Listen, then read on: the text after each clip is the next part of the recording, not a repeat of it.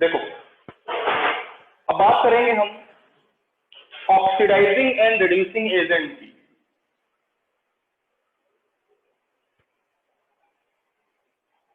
Oxidising and reducing agent, पूरी organic chemistry में जितने भी हमारे रिएजेंट हैं जो ऑक्सीडाइजिंग में और रिड्यूसिंग में आते हैं और जिसको जिसको करते हैं ऑक्सीडाइज रिड्यूस, उन सबका मैं डायरेक्ट एक साथ लिखवा रहा हूं।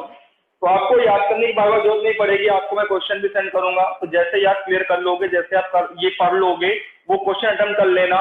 मतलब मैं इनके इंडिविजुअल क्वेश्चन आपको दूंगा, इनका मैं अलग से पूरा मटेरियल है मेरे पास ऑक्सीडाइज रिड्यूसिंग एजेंट का, जो पूरी ऑर्गेनिक केमिस्ट्री के अंदर आते हैं, उनके सभी कंसेप्ट एक साथ मेरे पास है और सभी कंसेप्ट के क्वेश्चंस एक साथ है मेरे पास। वो मैं आपको क्लास के बाद भेज दूंगा, कितना भी पार्ट आज हो पाएगा। ठीक है, आज हम पहली बात करेंगे रिड्यूसिंग एजेंट। देखो, एजेंट का मतलब पता है, जो दूसरे को रिड्यूस करे। रिड्यूसिंग एजेंट का मतलब क्या होता है? दूसरे को रिड्यूस करे। ठीक है, तो उसमें सबसे पहले हेडिंग पड़ेगी मेन हमारी आज की, रिड्यूसिंग एजेंट। जो आज हमें करना है वो करना है रिड्यूसिंग एजेंट।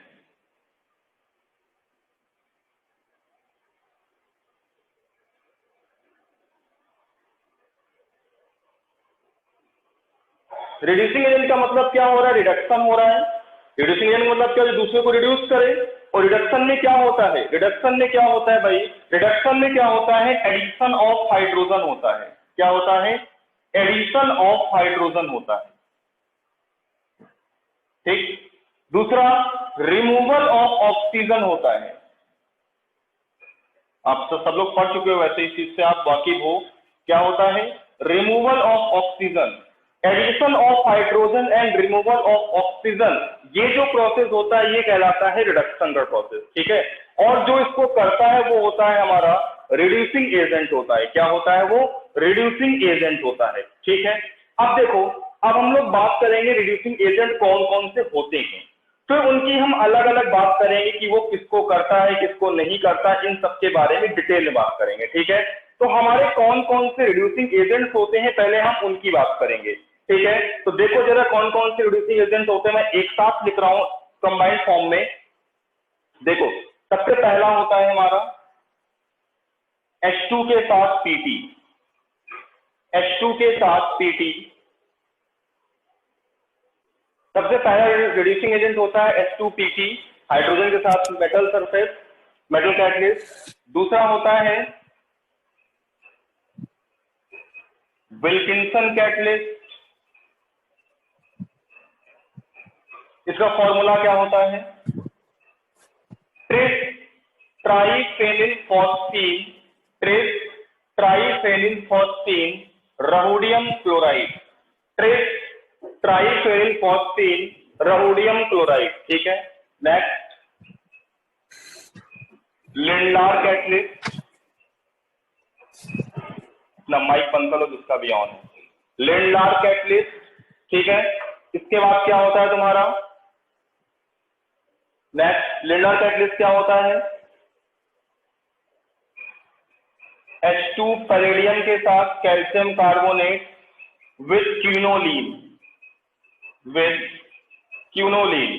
ठीक है, H2Pt के स्पीड पैलेडियम सरफेस मेटल होता है, इसके साथ क्यूनोलीन। ठीक है, अगला होता है हमारा रिड्यूसिंग एजेंट, फोर्थ नंबर होता है सोडियम और लिक्विड के साथ, लिथियम के साथ सॉरी, लिक्विड अमोनिया।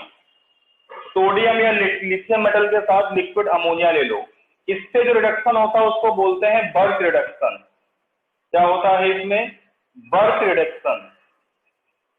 ठीक है, next fifth number di nickel boron Ni2b, इनको बोलते हैं P2 कैटलिस्ट। बिल्कुल अलग तरीके से मैं ये कंसेप्ट पढ़ाऊंगा। पूरी ऑर्गेनिक केमिस्ट्री के अंदर जितने भी रिएक्शंस होंगी इनके इनसे रिलेटेड वो सभी के सभी एक साथ हो जाएंगी, आपको मैं बार बार नहीं कराऊंगा। अब मैं जब एल्कोहल फिनॉल ईथर या कुछ भी चैप्टर पढ़ाऊंगा वहां पर जो इससे रिलेटेड क्वेश्चन आएगा वो आएगी देखने में, वही बता दूंगा कि ये हमें करा चुका हूं, मैं यहाँ नहीं कराऊंगा। तो मेरी ऑर्गेनिक ऐसे ही जल्दी खत्म होगी। ठीक है ना, कि मतलब जो जो पार्ट होता जाएगा उसको मैं रिपीट नहीं करूंगा उस चैप्टर में, वो मैं बता दूंगा कि ये रिएक्शन मैंने उस चैप्टर में लिखा दी है। 6 नंबर B2H6, ये भी रिड्यूसिंग एजेंट होता है। ठीक है, 7th नंबर हमारा B2H6 के बाद तुम्हारा आएगा DIBAL, di isobutyl lithium, di isobutyl aluminium hydride, क्या बोलते हैं, di isobutyl aluminium hydride, di isobutyl aluminium butyl aluminium hydride, ठीक है। 8 नंबर। अगला कौन सा है हमारा, नेक्स्ट है हमारा LiAlH4, LiAlH4। फिर 9th हमारा कौन सा है, NaBH4 सोडियम बोरोहाइड्राइड, NaBH4 है, LiLH4 है, ठीक है। अगला हमारा कौन सा होगा, नेक्स्ट है हमारा 10th नंबर है जिंक के साथ HCl, ठीक है। 11 नंबर है सोडियम के साथ एथाइल अल्कोहल, सोडियम के साथ एथाइल अल्कोहल, इसको बोलते हैं बाउबियोट ब्लेंड रिडक्शन, ठीक है, भी लिखाऊंगा।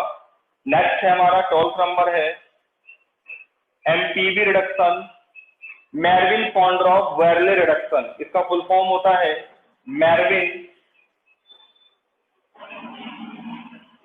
पॉन्ड्रॉफ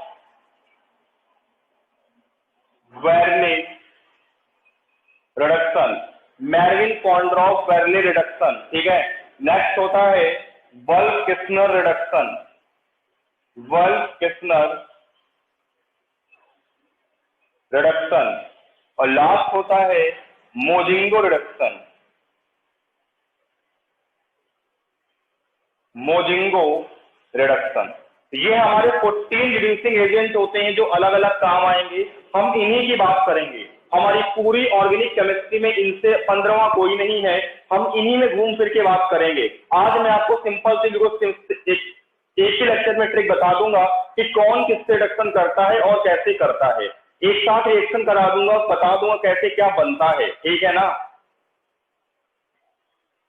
नोट करो। 4th वाले के सबसे पहला नंबर हेडिंग डालो, सबसे पहले रिड्यूसिंग एजेंट की बात होगी फर्स्ट नंबर की, H2 के साथ Pt, H2 के साथ Pt। हम प्लेटिनम के क्या क्या ले सकते हैं, और पैलेडियम, और कौन कौन से मेटल ले सकते हैं, रहोडियम और निकेल और रुबिडियम, Ru रुहेथियम, ठीक है। ये हम मेटल ले सकते हैं प्लेटिनम की जगह, ठीक है। अब देखो होता क्या है, ये क्या करता है, ये रिडक्शन का काम करता है। रिडक्शन मतलब क्या होता है, जहां पर अनसैचुरेशन होता है वहां पर हाइड्रोजन जोड़ देता है। अनसैचुरेशन का मतलब होता है कि जहां पर डबल बॉन्ड या ट्रिपल बॉन्ड होना, ठीक है। देखो क्या क्या करता है, रिडक्शन का ऑर्डर क्या होता है, देखो सबसे पहली बात, अगर हम बात करें एल्काइन की, अच्छा एक चीज और, ये जब रिडक्शन करता है तो हाइड्रोजन को जब ऐड करता है तो कैसा होता है, सिन एडिशन होता है। सिन का मतलब होता है जो हाइड्रोजन ऐड होंगे वो सेम साइड ऐड होते हैं। सिन का मतलब क्या होता है, हाइड्रोजन जो ऐड होते हैं वो सेम साइड ऐड होते हैं, hydrogen added in same side, ठीक है, सेम साइड ऐड होते हैं, ठीक है। देखो कैसे होते हैं, और C ट्रिपल बॉन्ड Cr, अगर हम इसका एक 1 इक्विवेलेंट ले लें H2 के साथ Pt ले लिया तो ये डबल बॉन्ड ट्रिपल बॉन्ड एक बॉन्ड ब्रेक हो जाएगा और क्या जुड़ जाएगा, सिन एडिशन हो जाएगा और एल्कीन बन जाएगी सिस, क्योंकि वहां पर दोनों हाइड्रोजन किस साइड ऐड होंगे, सेम साइड ऐड होंगे, ठीक है। दोनों हाइड्रोजन कहां ऐड होंगे, सेम साइड, सिन एडिशन होता है, ध्यान रखना, सिस एल्कीन बनेगी। फिर फर्दर अगर हम ले लें H2 के साथ Pt, अगर हम फिर फर्दर ले लें H2 के साथ Pt, क्या बनेगा, R CH2R, एल्केन का फॉर्मेशन हो जाएगा, मतलब एल्काइन से क्या बन जाएगा, एल्केन बन जाएगा। अब ये किसको किसको रिड्यूस करता है, उसका ऑर्डर क्या होता है मैं ये बताऊंगा, क्योंकि बहुत सारे एजेंट्स होते हैं जो किसी दूसरे को रिड्यूस नहीं करते, सिर्फ एक पर्टिकुलर रिड्यूस करते हैं। तो अब देखो एडिशन तो सिन होगा, अभी बात आती है कि ये H2Pt जो है वो किसको किसको रिड्यूस करेगा। तो देखो भाई किसको किसको रिड्यूस करेगा, मैं लिख के दे रहा हूं,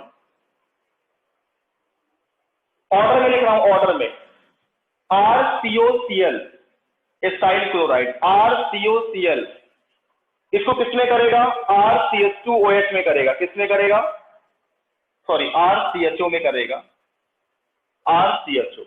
दूसरा RNO2 नाइट्रोएल्केन किस में कन्वर्ट हो जाएगा? RNH2 में कन्वर्ट हो जाएगा। किस में कन्वर्ट हो जाएगा? RNH2।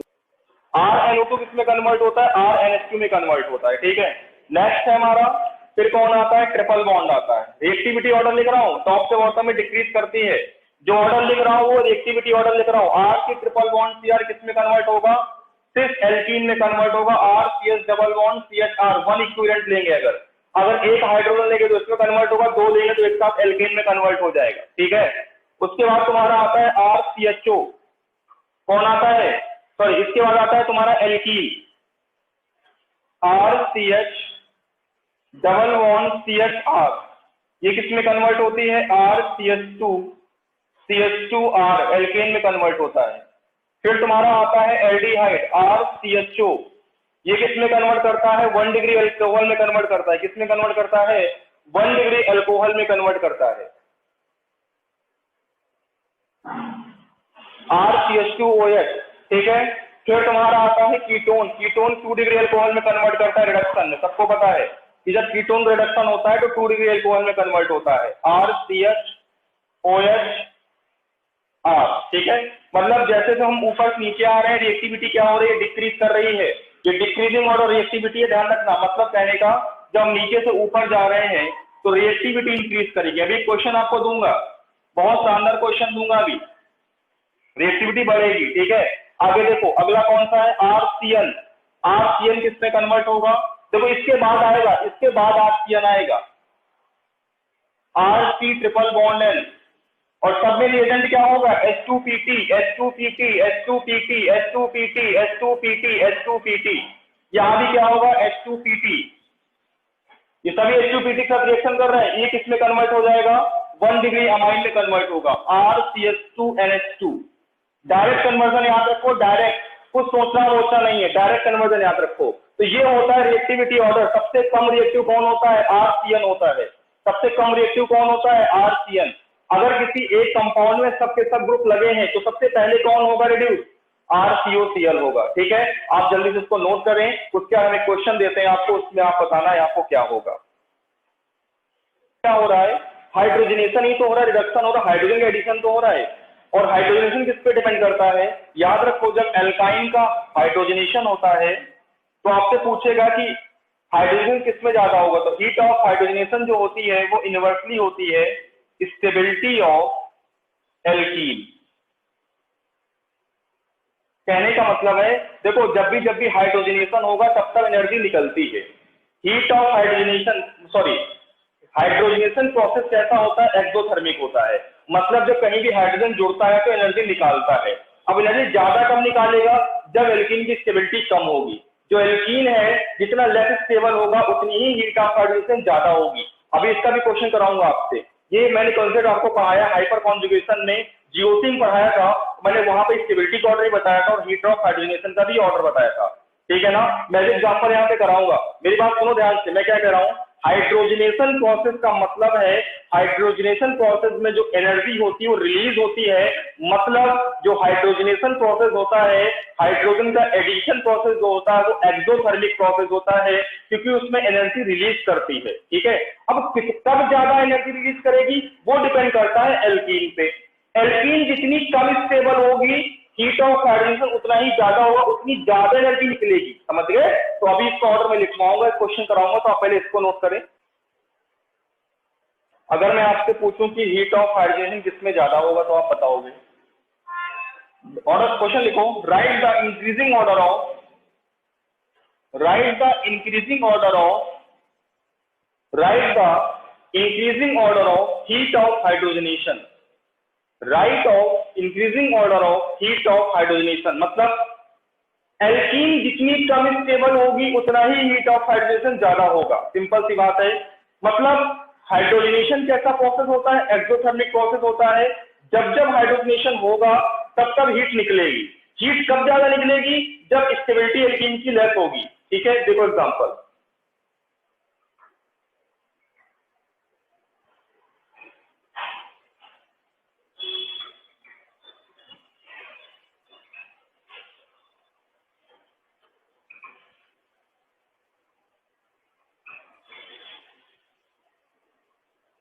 और एल्कीन की स्टेबिलिटी देखना मैंने आपको बहुत शानदार तरीके से कई सारे एग्जांपल के साथ मैंने बताया है, ठीक है।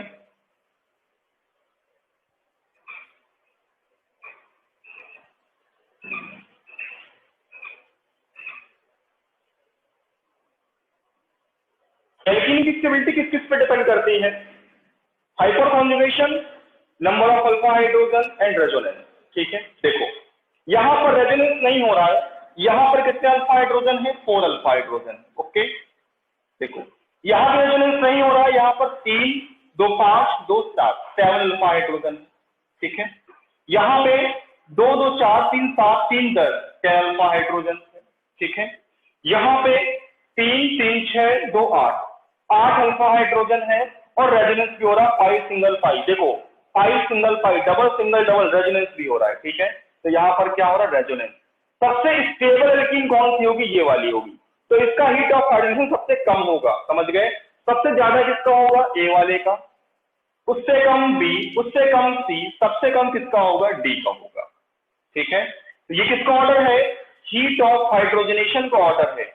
जितनी ज्यादा स्टेबल एल्कीन होगी उतनी ही कम एनर्जी निकलेगी, और जितनी लेस स्टेबल एल्कीन होगी उतनी ज्यादा एनर्जी निकलेगी। अगर हमसे बात करेंगे सबसे ज्यादा हीट ऑफ हाइड्रोजन किसमें होगा? इसमें होगा, क्योंकि ये सबसे लेस स्टेबल एल्कीन है इन चारों में, समझ गए। तो किसका होगा हीट ऑफ हाइड्रोजनेशन ज्यादा? ए वाले का। मतलब ए वाले का जब हम रिडक्शन कराएंगे, जब इसमें हाइड्रोजनेशन कराएंगे तो सबसे ज्यादा एनर्जी निकलेगी। आपसे एनर्जी के भी क्वेश्चन पूछ सकता है, आपसे कह देगा कि जब हम इसमें करा रहे हैं तो x किलो जूल पर मोल एनर्जी निकल रही है, इसमें y जूल किलो पर मोल एनर्जी निकल रही है, इसमें z किलो जूल पर एनर्जी निकल रही है, इसमें t जूल एनर्जी निकल रही है। तो सबसे ज्यादा एनर्जी कहां निकलेगी? सबसे ज्यादा एनर्जी कहां निकलेगी? x वाली एनर्जी सबसे ज्यादा निकलेगी। सबसे ज्यादा एनर्जी कहां निकलेगी? एक्स, ठीक है, क्योंकि सबसे ज्यादा एनर्जी कहां निकलेगी? इसमें कि किसका हीट ऑफ हाइड्रोजनेशन सबसे ज्यादा होगा, ठीक है ना। हीट का ऑर्डर है जो रिलीज होगी।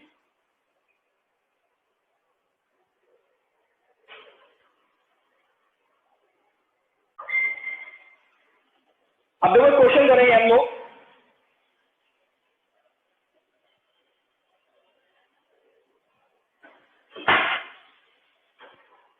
देखो जरा क्वेश्चन कैसे करेंगे। देखो एक क्वेश्चन है हमारे पास,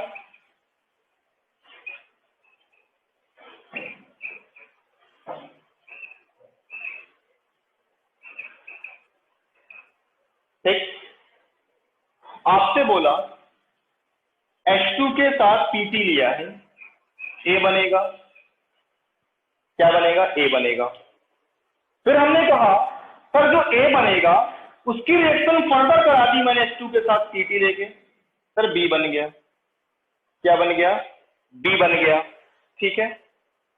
उसके बाद फिर मैंने करा दिया, सर H2 के साथ PT बन गया, C बन गया। आपको बताना है ABC क्या होगा, आपको बताना है ABC क्या होगा। आपको देता हूं सिर्फ 1 minute, only and only 1 minute, जल्दी से आंसर दो। देखो यहां पे ट्रिपल बॉन्ड है, डबल बॉन्ड है, COCl है। इन तीनों में पहले रेड्यूस कौन होगा? जिसकी रिएक्टिविटी ज्यादा होगी। आपने पढ़ रखा है सबसे ज्यादा रेड्यूसिंग किसका होता है रिडक्शन? COCl का। और COCl किसमें कन्वर्ट होगा? CHO में कन्वर्ट होगा। तो A क्या बन जाएगा?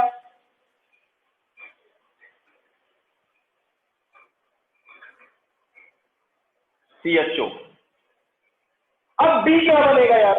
अब CHO triple bond double bond में किसका रिडक्शन होता है? ट्रिपल बॉन्ड का होता है पहले।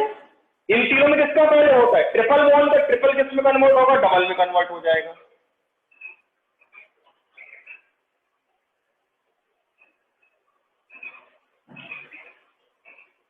अब ये भी डबल है, ये भी डबल है, ये CHO है। अब C आया, कौन कन्वर्ट होगा? अब CHO और डबल बॉन्ड में किसकी रिएक्टिविटी ज्यादा होती है? CHO की नहीं होती है, डबल बॉन्ड की। अब सर कौन सा डबल बॉन्ड ज्यादा जल्दी होगा? अब कौन सा डबल बॉन्ड होगा? अरे वो डबल बॉन्ड जल्दी रिएक्शन करेगा जिसकी स्टेबिलिटी कम होगी। अरे हाइड्रोजन उसी का ज्यादा होगा जिसकी स्टेबिलिटी क्या होगी? कम होगी, स्टेबिलिटी कम होगी तो हीट उतनी ही ज्यादा रिलीज करेगी। तो इन दोनों में कौन रिड्यूस करेगा पहले? इन दोनों में कौन करेगा? अरे ये वाला करेगा। कौन करेगा? ये वाला करेगा। जिसके पास अल्फा हाइड्रोजन कम है ये एल्केन में कन्वर्ट हो जाएगा, ये बनेगा तुम्हारा C। समझ गए? इन दोनों में कौन करेगा? अगर दो तुम्हारे पास एल्कीन आ गए तो कैसे देखोगे कौन रिड्यूस करेगा पहले? तो जिसकी स्टेबिलिटी कम होगी वो पहले रिड्यूस करेगा, क्योंकि उसी में हीट ऑफ हाइड्रोजन उतनी ही ज्यादा होगी, उतनी ज्यादा हीट निकलेगी। मेरी बात समझ गए? जिस एल्कीन की स्टेबिलिटी, लिख लो, जिस एल्कीन की स्टेबिलिटी कम होती है वो एल्कीन पहले रिड्यूस होता है, उस एल्कीन का पहले ही हाइड्रोजनेशन होता है। समझ गए? लिख लो नोट करके, एग्जांपल लिखो। देखो इसमें क्या है, अगला क्वेश्चन दे रहा हूं मैं।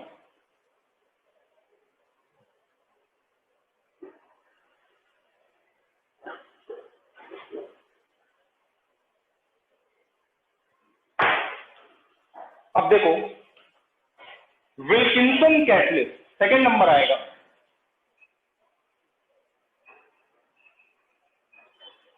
Wilkinson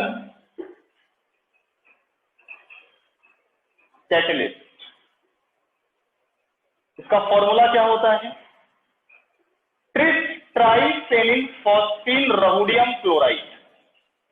tris triphenyl phosphine rhodium chloride के साथ हाइड्रोजन, ये होता है। ठीक है, ये भी हाइड्रोजनेशन करता है और ये भी कैसे एडिशन करता है? देखो अगर इसमें एल्कीन सिस हुई, अगर एल्कीन कैसी हुई? सिस हुई, तो कैसा प्रोडक्ट बनाएगा? मीजो बनाएगा। कैसा बनाएगा? मीजो बनाएगा। ठीक है, और अगर एल्कीन ट्रांस हुई तो कैसा बनाएगा? रसमिक बनाएगा। कैसे याद रखोगे? कैसे याद रखोगे? याद रखना कैन और तार। कैन का मतलब होगा cis addition meso, trans addition racemic. अपने आप याद रखना, सिस होगा तो मीजो बनेगा, ट्रांस होगा तो रसमिक बनेगा। अब कैसे हम मीजो रसमिक बनाएंगे वो मैं बताऊंगा आपको, सिंपल से ट्रिक बता दूंगा आपसे, एकदम क्वेश्चन होने लगेंगे। ठीक है, अब देखो जरा,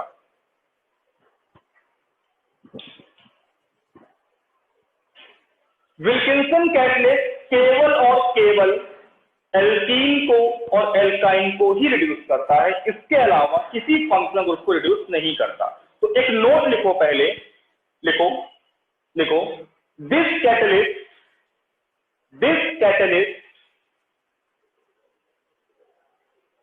is used in this catalyst is used in selective hydrogenation. This catalyst is used in selective hydrogenation. Selective का मतलब होता है किसी पर्टिकुलर फंक्शनल ग्रुप को ही रिड्यूस करना। सेलेक्टिव का मतलब होता है किसी पर्टिकुलर फंक्शनल ग्रुप को ही रिड्यूस करना, सबको नहीं करना। ठीक है, selective hydrogenation of alkene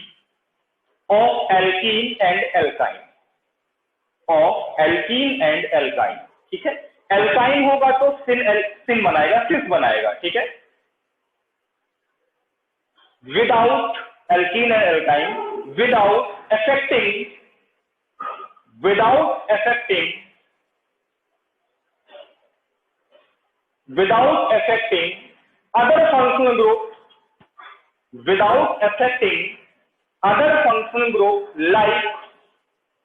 without affecting other functional group, like कुछ लिख लो, C double bond O, C triple bond N, COCl,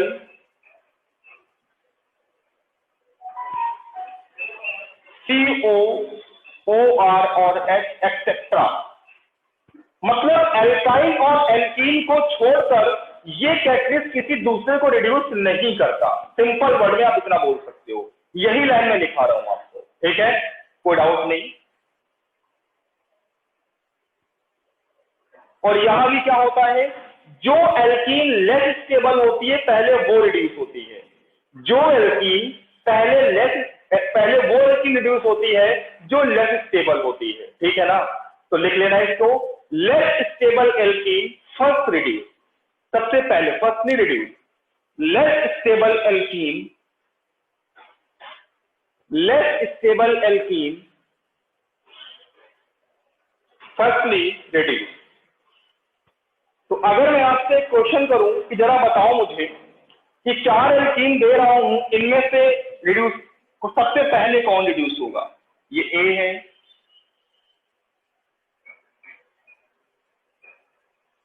ये दूसरी एल्कीन है,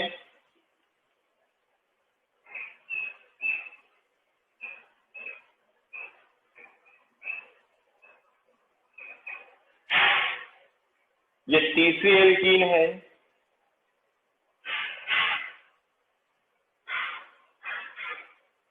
और ये चौथी एल्कीन है। आपको पता है जितने ज्यादा एल्काइल ग्रुप लगे होते हैं एल्कीन उतनी ज्यादा स्टेबल होती है, ठीक है। तो इन चारों एल्कीन में सबसे पहले रिडक्शन किसका होगा, ए वाले का होगा, क्योंकि यहां पर केवल एक मेथाइल लगा है, बाकी में सबसे ज्यादा लगे हैं। तो क्या होगा, सबसे ज्यादा पहले ए, उससे कम बी, उससे कम सी, सबसे कम डी। डी वाली हमारी मोर स्टेबल एल्कीन है, क्योंकि यहाँ पर आर मतलब प्लस आई भी दे रहा है और हाइपर कॉन्जुगेशन भी देगा, क्योंकि यहाँ पर कोई ना कोई इफेक्ट लग रहा होगा, सीएससी जैसा कोई चीज लगा होगा, तो हाइपर कॉन्जुगेशन भी देगा और इंडक्टिव इफेक्ट दोनों देगा, ठीक है। तो रिड्यूसिंग ऑर्डर क्या होगा, ए बी सी डी। जो लेस स्टेबल एल्कीन होगी सबसे पहले वो रिड्यूस होगी। मैंने क्या बोला, less stable alkene firstly reduce.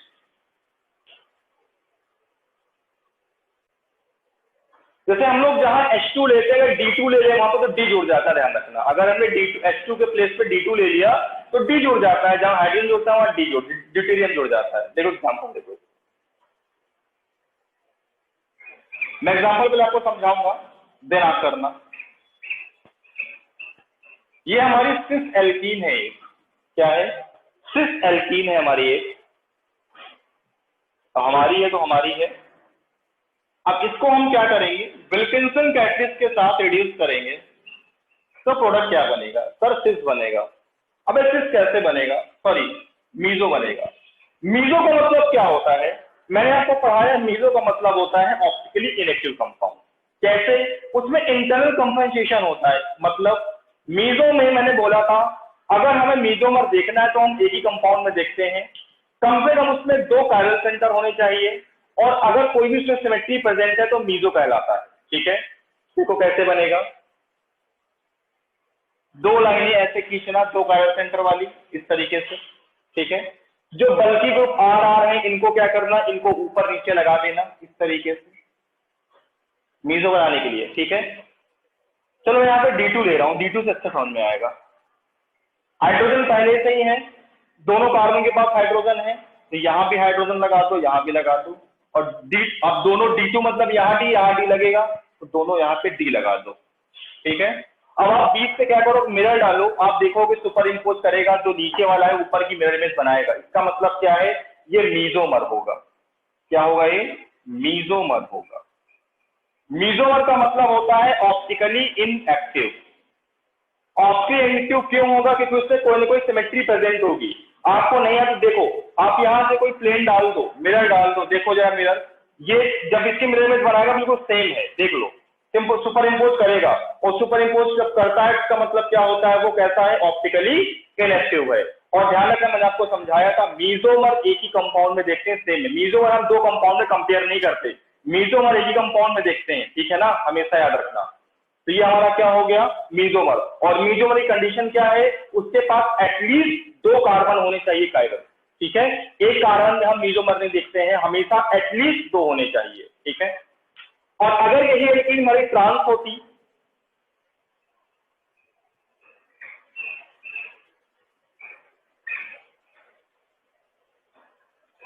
देखो ये ट्रांस है,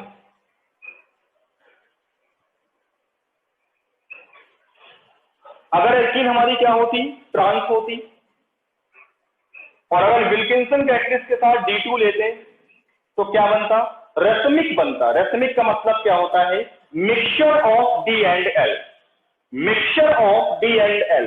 और डी एनएल का मिक्सचर क्या होता है, ऑप्टिकली इनएक्टिव होता है। ये लेकिन दो कंपाउंड होते हैं, देखो कैसे, ऐसे दो बनाना, रेक्टिव हमेशा दो बनते हैं, ध्यान रखना, कम से कम दो बनते हैं। दो बनाया, अब देखो बड़े वालों को CH3 ऊपर नीचे रख दो दोनों में,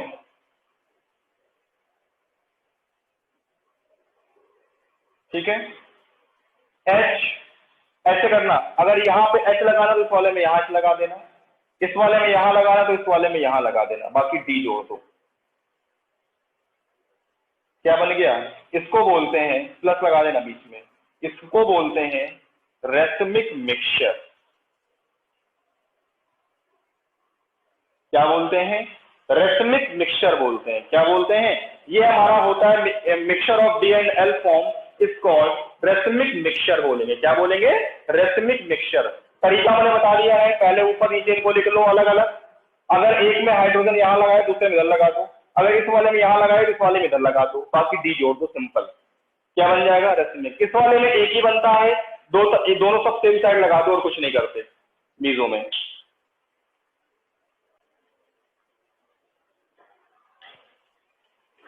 हेडिंग डालो पार्शियल, हेडिंग डालो partial reduction of alkyne, partial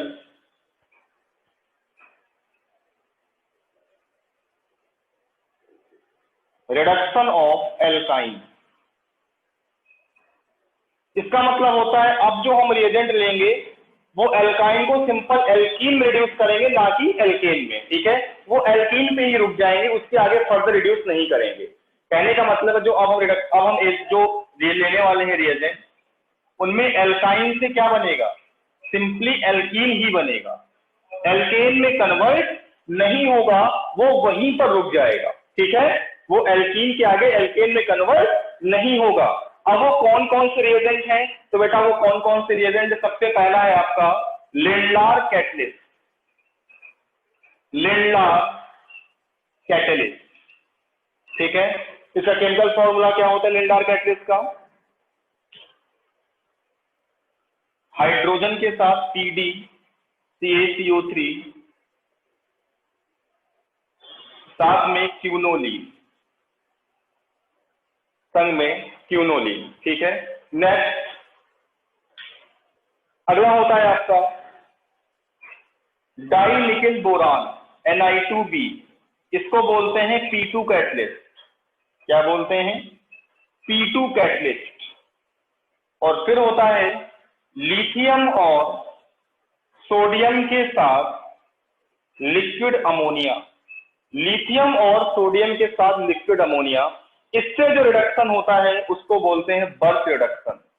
क्या होता है, बर्च रिडक्शन, ठीक है। अब देखो मेरी बात सुनना ध्यान से, अगर तुमने कोई एल्काइन है हमारी, ध्यान सुनना, कोई भी एल्काइन है, अगर तुम उसको बनाना चाहते हो सिस एल्कीन में, किसमें कन्वर्ट करना चाहते हो, सिस एल्कीन में, तो तुम्हारी ये दो रिएजेंट होंगे, बाकी पिछले भी होंगे लेकिन ये भी दो होंगे, ठीक है। कौन कौन से, लिंडलार कैटलिस्ट,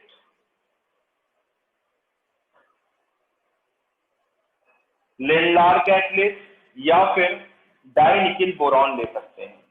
लेकिन अगर तुम्हें ट्रांस एल्कीन बनानी है तो तुम कौन सा रिएजेंट लोगे, सोडियम और लिथियम के साथ लिक्विड अमोनिया, सोडियम और लिथियम के साथ लिक्विड अमोनिया। अगर तुमने एल्काइन किसी इससे करा दी तो ट्रांस एल्कीन बनता है, और अगर इनमें से किसी से करा दी तो कैसा एल्कीन बनेगा, सिस एल्कीन बनेगा। कैसा एल्कीन बनेगा, सिस एल्कीन का फॉर्मेशन होता है। जरा इसको नोट करो, मैं एग्जांपल कराऊं।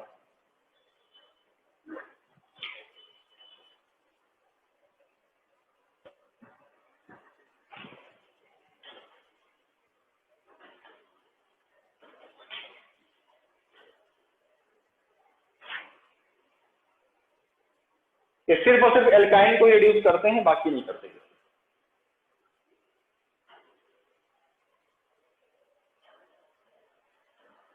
सिन एडिशन होता है, सिस बनाते हैं, ट्रांस नहीं बनाते। ट्रांस केवल ये रिएजेंट बनाता है, लिथियम और सोडियम का लिक्विड अमोनिया, यही बनाता है।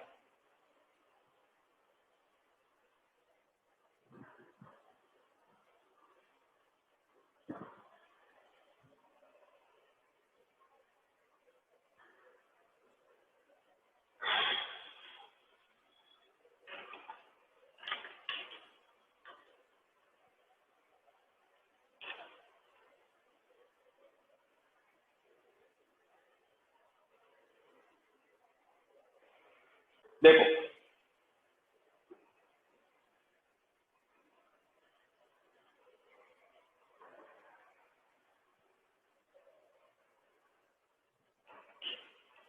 एग्जाम्पल देखो, CH3 C triple bond C CH3, ये हमारी एक एल्काइन है, ठीक है, और हमें इससे बनाना है एल्कीन, ठीक। तो एल्कीन बनाने के लिए हम क्या करेंगे, अगर हमने लेंडार कैटलिस्ट या P2 कैटलिस्ट ले लिया, P2 मतलब डाइनिकिल बोरेन, ठीक है, तो जो हमारी एल्कीन बनेगी कैसी बनेगी, सिस एल्कीन का फॉर्मेशन होगा। कैसी एल्कीन का फॉर्मेशन होगा, सिस एल्कीन का फॉर्मेशन होगा। जो एल्कीन बनेगी उसका सिस फॉर्म बनेगा। सिस मतलब सेम ग्रुप सेम साइड, ठीक है, देखो सिस बन गया। लेकिन अगर हम यहीं पर इसका रिडक्शन लिथियम के साथ लिक्विड अमोनिया की प्रेजेंस में करा देंगे, तब जो एल्कीन बनती है वो बनेगी ट्रांस एल्कीन। कैसी बनेगी, ट्रांस, मतलब जो वहां पर हाइड्रोजन का एडिशन होगा वो कैसा होगा, ट्रांस एल्कीन बनेगी।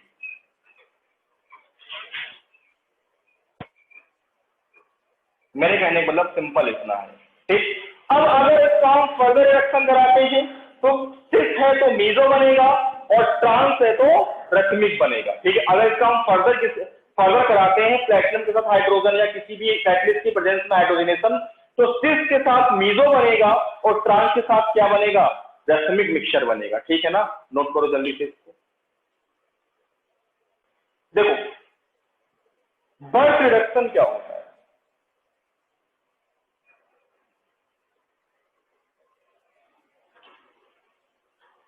ये होता है मेनली बेंजीन रिंग में।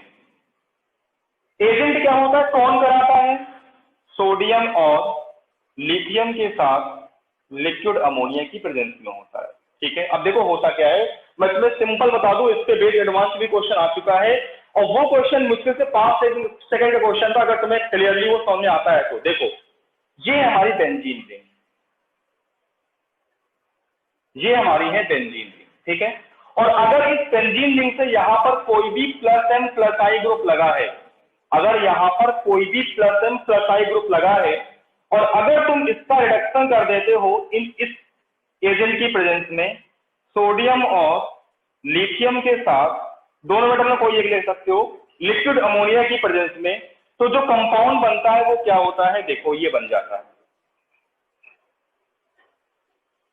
ग्रुप यही लगा होता है प्लस एन प्लस आई, उससे कोई फर्क नहीं पड़ता, ये बन जाता है, ठीक है।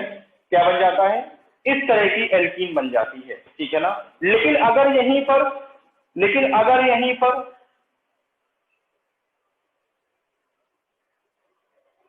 माइनस एम माइनस आई वाला ग्रुप लगा हो, लेकिन अगर यहीं पर माइनस एम माइनस आई वाला ग्रुप लगा हो, सेम रिएजेंट लोगे, तब जो बनेगा कंपाउंड वो बनता है डायरेक्ट बनता है। इस तरह से डबल बॉन्ड जुड़ जाते हैं, बाकी ग्रुप यही लगा होता है, ग्रुप पर कोई इफेक्ट नहीं पड़ता, माइनस एम माइनस आई, याद रखना। और इस पोजीशन को बोलते हैं IPSO, IPSO, identical position substituent, ये होती है हमारी IPSO पोजीशन। इस पोजीशन से ही डबल बॉन्ड फिक्स होते हैं, याद रखना, ठीक है। इस वाले में डबल बॉन्ड ऐसे लग जाता है, इस वाले में इस तरीके से लग जाता है, ठीक है। यहां पर इस तरीके से पैरेलल होते हैं, यहां पर इस तरीके से पैरेलल होते हैं, ठीक है। तो ये आपका हो गया बर्थ रिडक्शन, सिंपल सा यही होता है। बस ग्रुप देख लेना, यही ग्रुप से खेल खेलता है क्वेश्चन, और कुछ नहीं करता, सिंपल रीजन दे देगा और इस ऐसा भी ग्रुप लगा देगा, ठीक है। तो भाई याद रखना, प्लस एम प्लस आई लगा है तो इस तरीके से जोड़ देना, माइनस एम माइनस आई लगा है तो इस तरीके से जोड़ देना। इससे बेस एडवांस भी क्वेश्चन आया था, 1 मिनट रुक जाओ, मैं वो आपको क्वेश्चन करा दूं एडवांस वाला। देखो देखो देखो क्वेश्चन क्या था, देखो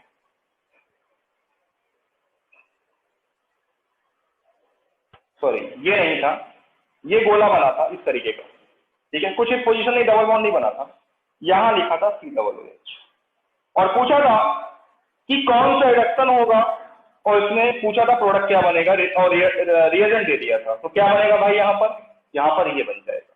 simple single option correct question था, ये बन जाएगा, ठीक है। तो ये आपका, और रिएजेंट क्या लोगे, सोडियम के साथ लिक्विड अमोनिया, सर कोई टफ क्वेश्चन नहीं आता, मैं जितना आपको इसको इसमें करा रहा हूँ, पूरी ऑर्गेनिक केमिस्ट्री को एक साथ लेके चल रहा हूँ मैं, पूरी ऑर्गेनिक केमिस्ट्री को एक साथ कंप्रेस करके चल रहा हूँ कि जितने भी रिएजेंट ऑर्गेनिक केमिस्ट्री के अंदर हैं जो ऑक्सीडाइज करते हैं, यूज करते हैं, आगे मैं हीटिंग वाले भी एक साथ करा दूंगा और हाइड्रोलाइसिस भी एक साथ करा दूंगा। मतलब 4 रिएजेंट, एक ऑक्सीडाइजिंग वाले, रिड्यूसिंग वाले, हाइड्रोलाइसिस वाले और हीटिंग इफेक्ट जहां जहां हीट होता है, एक साथ में करा दूंगा पूरी केमिस्ट्री की, एक साथ एक जगह आपके पास। तो इसके बाद जो थोड़ी बहुत रिएक्शन बचती हैं वो कराने के बाद ऑर्गेनिक आपकी खत्म हो जाती है। बाकी कुछ चैप्टर बचते हैं, पॉलीमर है, बायोमोलिक्यूल है, वो सब बात की बातें मैं कराता चलूंगा उनको, उन पे कोई ज्यादा फर्क नहीं, करा दूंगा अच्छे से। ठीक है, आज का लेक्चर यहीं तक रखते हैं। इसके आगे जो हम लोग कल करेंगे वो करेंगे हम लोग B2SS की बात करेंगे नेक्स्ट लेक्चर पे। ठीक है, थैंक यू।